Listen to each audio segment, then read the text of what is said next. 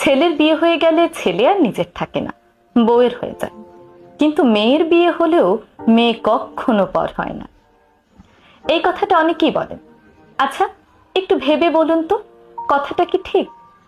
আসলে আপনি যখন আপনার মেয়েকে কোনো কিছু দেন, তখন তার বিনিময়ে তার কাছ থেকে কোনো রিটার্ন আশা করেন না। মেয়ে সুখী হলে আপনিও সুখী হন। মেয়ে কতটা সুখে আছে তার সঙ্গে নিজের কখনো তুলনা করেন না। আপনার মেয়ে যদি আপনার চেয়ে 10 গুণ বেশি সুখে থাকে, তাহলে আপনিও 10 গুণ বেশি সুখী হন। আপনার মেয়ে সুখী না হলে আপনি অসুখী হন। মেয়ে মেয়ের জামাই সমস্যাকে নিজের সমস্যা মনে করেন। তাদের যে কোনো বিপদে পাশে দাঁড়ান। সামর্থ্যের বাইরে গিয়েও সাহায্যের চেষ্টা করেন। খুবই ভালো কথা।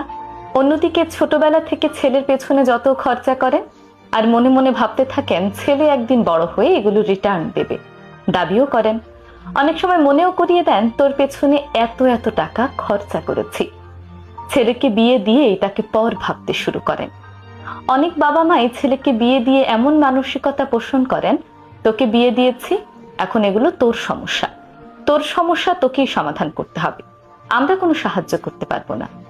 সামর্থ্য থাকলেও সাহায্য করে না।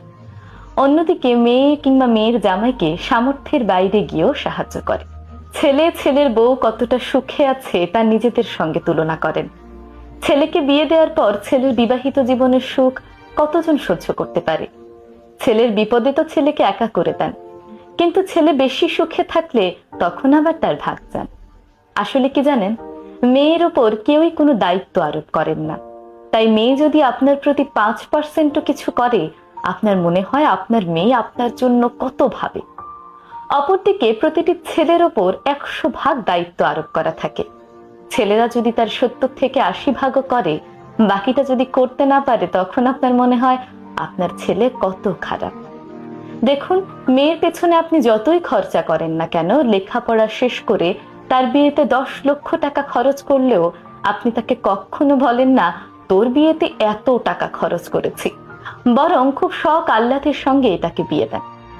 অপরদিকে ছেলেকে লেখাপড়া শিখিয়ে তাকে ব্যবসা করার জন্য 2 লক্ষ টাকা দিলেও বারবার সেটা মনে করিয়ে দেন যে তোকে 2 লক্ষ টাকা দিয়েছি, তোকে সেটা ফেরত দিতে হবে।